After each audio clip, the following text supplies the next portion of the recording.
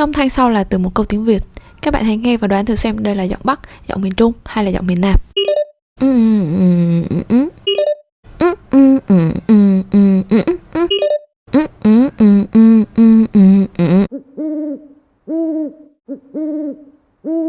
Bonjour, bienvenue à notre chaîne Podcast des Vitis Rouges.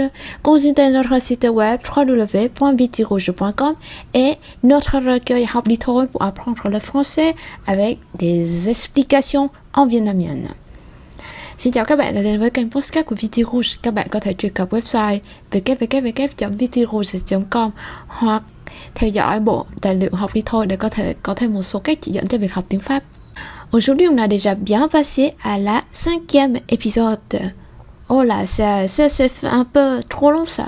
Hôm nay chúng ta đã bước sang đến tập thứ 5 của podcast Vitis Rouges và chúng ta đã tương đối làm khá là nhiều.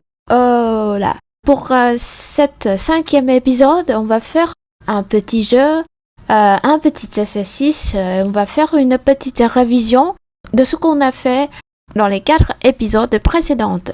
Hôm nay chúng ta sẽ nghỉ một chút, chơi một chút, học một chút, luyện một chút, ôn tập một chút về những cái bài trong 4 buổi vừa qua mà chúng ta đã học. Ok? Et pour cet épisode, on va commencer avec une petite explication sur l'intonation. Đối với bài này thì chúng ta sẽ bắt đầu một chút với việc tìm hiểu về ngữ điệu ở trong tiếng Pháp. Donc si vous parlez français, ce n'est pas l'anglais, ce n'est pas vietnamien, ce n'est pas un autre langue. Khi mà chúng ta nói tiếng Pháp thì hiển nhiên là không phải chúng ta đang nói tiếng Anh, không nói tiếng Việt và cũng không nói bất kỳ một cái ngôn ngữ nào khác. Alors, c'est quoi la couleur de chaque langue? Các cái ngôn ngữ khác nhau nó tạo ra những cái màu sắc âm thanh như thế nào? Alors, je vais vous faire un petit exemple. Je vais vous faire un petit exemple pour montrer, pour illustrer qu'est-ce qu'il y a dedans. Mais sans déterminer c'est quoi la lettre. Bây giờ mình sẽ thử đọc cho các bạn một câu, sau đó mình sẽ làm một cái việc là mình sẽ bịt miệng lại để chúng ta nghe ra được các cái âm thanh thôi và chúng ta không biết đó thực sự là từ nào. Bonjour tout le monde. Xin chào các bạn. Alors, qu'est-ce qu'il y a dedans? Alors, ici, il y a une différence dans la voix, comme un rythme dans une chanson. Vous considérez que chaque langue, comme une chanson, est comme un genre de musique. Et donc, pour chaque genre de musique, il y a des types de rythmes différents, de types de mélodies différents.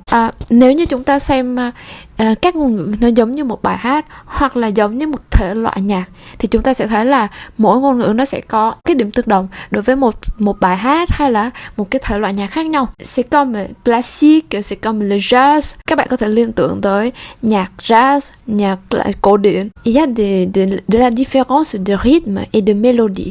Nó có sự khác biệt về mặt giai điệu và về mặt tiết tấu. On a déjà fait une illustration comme ça. On dit que le français c'est comme une mélodie de classique, alors que l'anglais, sur l'anglais des États-Unis, c'est comme le jazz. Donc le jazz c'est quoi? Le jazz người ta đã thử tạo một cái sự liên tưởng cho việc nói tiếng Pháp và nói tiếng Anh. Thì người ta nói rằng là đối với việc nói tiếng Anh, đặc biệt là tiếng Anh Mỹ, thì các bạn sẽ cảm giác nó giống như nhạc jazz. Nhạc jazz nó có một cái tiết tấu tương đối đều. Thường thì nó sẽ là một cái âm trải, xong rồi ví dụ ở cuối cùng thì chúng ta sẽ thấy là hơi hạ giọng xuống một chút, nhưng mà cái tiết tấu nó tương đối đều.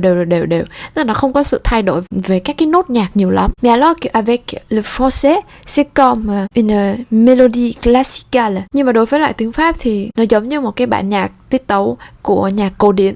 C'est-à-dire quoi? C'est-à-dire il y a des différences de rythme dans un morceau musical et ça change. Parfois vous écoutez quelque chose de très très fort et parfois vous écoutez quelque chose un peu moins fort ou un peu plus douce. Như vậy đối với lại tiếng Pháp thì giống như là một cái bản nhạc cổ điển, tức là có lúc thì các bạn sẽ nghe là cái sự thay đổi tiết tấu nó diễn ra liên tục và cái sự thay đổi về mặt giai điệu nó sẽ có thể diễn ra liên tục và các bạn sẽ thấy thêm một điều là nó sẽ có những cái lúc mà nó rất là mạnh, rất là to và có những lúc thì thì nó hơi nhỏ xuống, nhẹ nhàng xuống, nhẹ nhàng xuống. Donc ça c'est l'intonation. Như vậy đầu tiên là ngữ điệu. Quand vous parlez français, donc il faut faire attention à ce que vous parlez. Si vous montez un petit peu, si vous descendez un petit peu le son, ça change beaucoup de choses. Khi mà các bạn nói tiếng Pháp mà các bạn lên giọng một chút và các bạn hạ giọng một chút thì cái nhịp câu của các bạn nó sẽ thay đổi và các bạn cần phải chú ý vào cái việc đó. Donc si vous répétez les sons ou les phrases, il faut faire attention quand je monte ou quand je descends la phrase. Nên khi mà các bạn nghe tiếng Pháp thì các bạn phải để ý là, đặc biệt là ví dụ như khi mà chúng ta theo dõi các cái bài học về phát âm thì các bạn nên để ý là về việc là có thể mình sẽ đi lên một chút và đi xuống một chút trong mỗi cái câu, các bạn phải chú ý về điều đó. Ok, c'est-à-dire que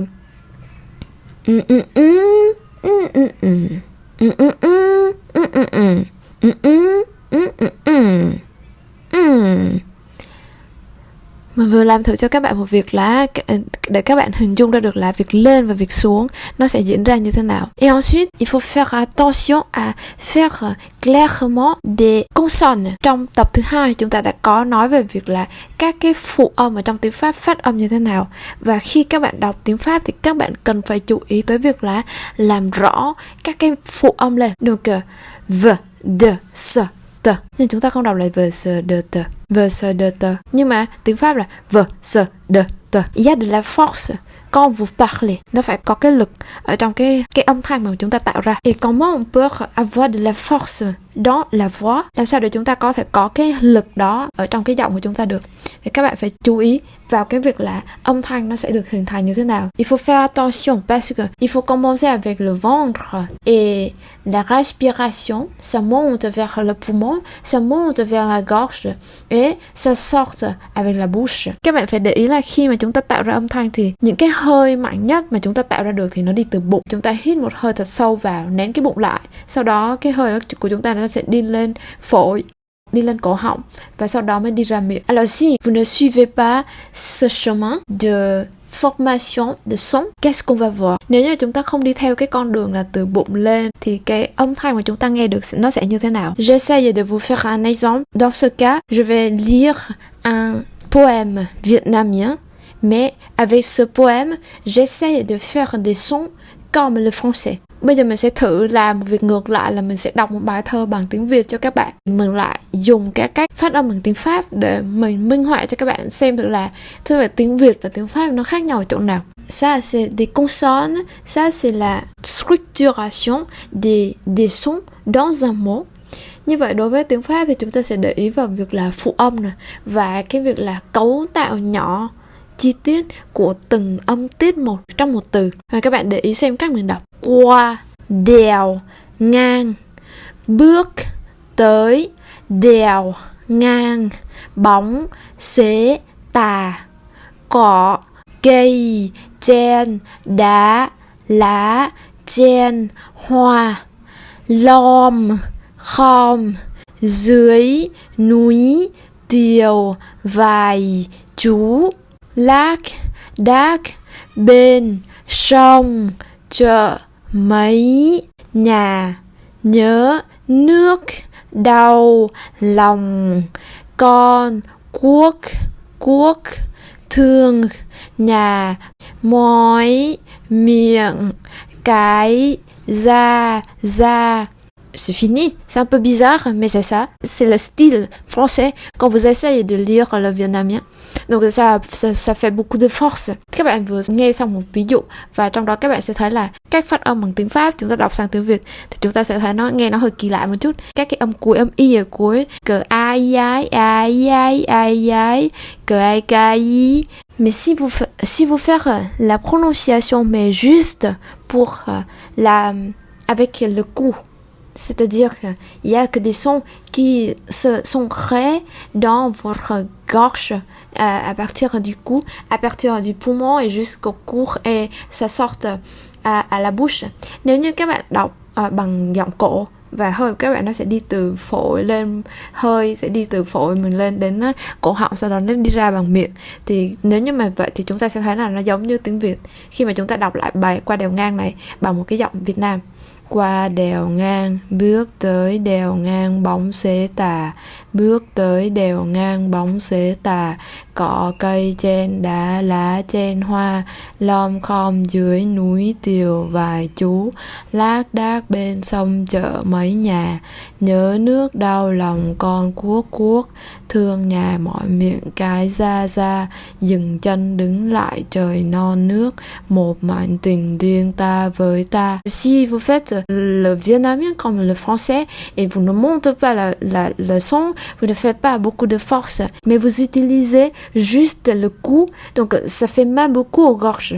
Nếu như mà khi mà chúng ta đọc tiếng Pháp mà chúng ta cũng đọc như cái cách đọc bài Qua đèo ngang vừa rồi bằng tiếng Việt, tức là giọng rất là trầm và giọng chúng ta sử dụng giọng ở cổ. Sau khi đọc hết một bài thơ như vậy thì các bạn sẽ thấy là cổ họng mình nó sẽ hơi đau. Donc il faut ouvrir, essayer de ouvrir votre force. Như vậy chúng ta cần phải cố gắng làm sao để là tạo ra được một cái lực, tức là các bạn phải hít thở sâu hơn khi mà các bạn đọc. Như vậy chúng ta giống như tập các cái bài tập mà về hô hấp, về tuần hoàn, giơ tay giơ chân mà giơ thật là mạnh, thì chúng ta đọc tiếng Pháp nó cũng phải theo một cái nhịp hơi mạnh như vậy. Comme je tape sur la porte, ví dụ như trong cái đoạn này khi mà mình đang đọc cho các bạn thì mình sẽ làm một cái động tác giống như là mình đang gõ cửa, đập thật là mạnh, để khi mà chúng ta đập như vậy thì là gì, tức là chúng ta phải hô hấp mạnh hơn, tạo một cái lực mạnh hơn, và cái âm thanh của chúng ta tạo ra nó cũng sẽ phải có cái sức, cái độ mạnh như vậy. Và các bạn lưu ý là đừng dùng cổ và đọc thấp như vậy thì các bạn sẽ bị đau cổ họng, rất là dễ đau cổ họng. Như vậy thì nếu như mà chúng ta bị đau cổ họng tức là chúng ta đọc sai.